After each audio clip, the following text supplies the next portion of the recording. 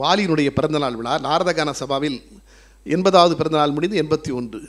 அப்பொழுது நான் சொன்னேன், உங்களுக்காக இந்த தடவை ஒரு பாடல் எழுதப் போகிறேன், நீங்கள் எல்லோருக்கும் பாடல், உங்களுக்கு நான் ஒரு பாடல் எழுதப் போகிறேன். வாலியிடம் சொன்னேன். சரியா, அது எதுக்கானாரு? இல்லை நான் பண்ணுறேன்னு சொல்லிட்டேன். பாடல் எழுதி பதிவு செய்யாவிட்டது. விழாவுக்கு ஒரு 3 நாட்கள் முன்னால் வாலி கேட்டார், என்னை பற்றி ஒரு பாட்டு எழுதணும்னு சொன்னீரையா, எழுதிட்டார். எழுதிலாம் ரெக்கார்ட் ஆகிடுச்சிங்க. என்னையா ரெக்கார்ட் ஆகிடுச்சுன்னா என்கிட்ட போட்டே காமிக்கல? இல்லையா, நீங்கள் விழாவில் பார்த்துக்கிடுங்க ஐயா அப்படின்னு. யோ, என் பாட்டை நான் கேட்கணும்யா, நீ நாளைக்கு எடுத்துகிட்டு வாயான்னாரு. மறுநாள் பாடல் எடுத்துக்கொண்டு நான் போகிறேன். வாலி வீட்டில் இருக்கிறார். வாங்கய்யா பாட்டை கேட்டார். என்னுடைய காரில் உட்கார்ந்து அவர் அப்படி உட்கார்றாரு, நான் டிரைவர் சீட்டில் உட்கார்றேன். வாலி ஐயா முன்பக்கம் உட்கார்றாரு. பாட்டை போடுகிறேன். அது முதலில் ஒரு தொகையராவோடு தொடங்கும். சீனிவாசன் பொன்னம்மாள் தவமகனாய் பிறந்தாய். வாலியினுடைய அப்பா அம்மா பேர் சீனிவாசன் பொன்னம்மாள்.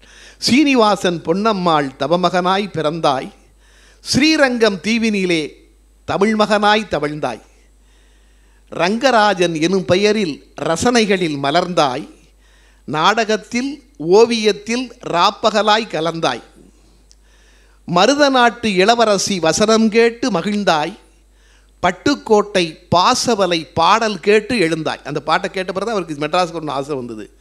பட்டுக்கோட்டை பாசவலை பாடல் கேட்டு எழுந்தாய், கோடி கோடி கனவோடு கோடம்பாக்கம் வந்தாய், கண்ணதாசன் கண்ணெதிரே கொடிநாட்டி வென்றாய். எங்கள் வாலிப வாலின்னு ஆரம்பிக்கும் இந்த பாட்டு முடிஞ்சுது. மறுபடியும் தொகையராவை போடுனாரு. போட்டேன். கண்ணதாசன் கண்ணெதிரே கொடிநாட்டி வென்றாய் வரும்ல, நிறுத்துனாரு. என்னை அப்படியே ஒரு பார்வை பார்த்தாரு. என்னையா வரி இது? யாரை யார் வெல்றது? என்ன வரி இது? என்னையா கண்ணதாசன் கண்ணெதிரே கொடிநாட்டி வென்றாயா? நான் அவரை ஜெயிச்சனா? என்னையா எழுதியிருக்க? ஐயா அப்படி இல்லையா, அவர் சிவாஜிக்கு பாட்டு எழுதினார் ஒரு பக்கம், நீங்கள் எம்ஜிஆருக்கு ஒரு பக்கம் பாட்டு எழுதுனீங்க. அவர் அங்கே ஜெயிச்சார், நீங்கள் இங்கே ஜெயிச்சிங்கன்னு. இந்த சினிமா பாட்டுக்கு கோனார் நோட்ஸ் போடுற வேலைலாம் என்கிட்ட வேண்டாம். இந்த வரியை நீ மாற்றுற, இந்த வரியை மாற்றினால்தான் பாட்டை நீ ஃபங்க்ஷனில் போட முடியும். எனக்கும் வாலிக்கு மட்டுமே தெரிந்தது. நினைத்து பாருங்கள், யாரும் கேட்கப் போவதில்லை. ஆனால் ஒரு பாடலில் கூட கண்ணதாசனை விட தான் உயர்ந்தவன் என்று காட்டிக்கொள்ள வாலி விரும்பவில்லை. நான் வந்தேன், திரும்ப அவருக்கு ஃபோன் பண்ணேன். பாட்டை பாடின அனந்து ஃபாரின் போயிட்டாரியா, அதனால் பாட்டை வேறு ரெக்கார்ட் பண்ண முடியாதியான்னு. ஓஹோ, அவர் ஃபோனில் கோடம்பாக்கத்தில் இப்போ அனந்தை தவிர வேறு யாருமே பாடதில்லையா?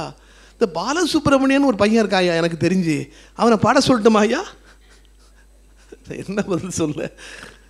3 நாட்கள் கழித்து அனந்து வந்த பிறகு மறுபடியும் எழுதி அதை மறுபடி பதிவு பண்ணேன். என்னையா மாத்திரேனாரு? கோடி கோடி கனவோடு கோடம்பாக்கம் வந்தாய், கண்ணதாசன் கொடியோடு கொடி நாட்டி நின்றாய் அப்படின்னு போட்டாயா அண்ணன். அப்பவும் நீ என்ன ஏயா கண்ணதாசை நீ பாராட்டினான்னு எழுத வேண்டியதானயா? நினைத்து பாருங்கள், எவ்வளோ உயர்ந்த உள்ளம். அதுதான் வாலிட்டு எனக்கு பிடிச்சதுங்க. சின்னவர்களை பாராட்டுவார், உயர்ந்தவர்களை அந்த அளவிற்கு மரியாதை கொடுப்பார், காலில் விழுந்து வணங்குவார். அதுதான் காவிய கவிஞர் வாலியிடம் எனக்கு மிக பிடித்தது. கண்ணதாசன் ஒரு இடத்திலும் விட்டு கொடுக்கவில்லை அவர், அந்த அளவிற்கு. காரணம் அவருடைய பாடல்கள்.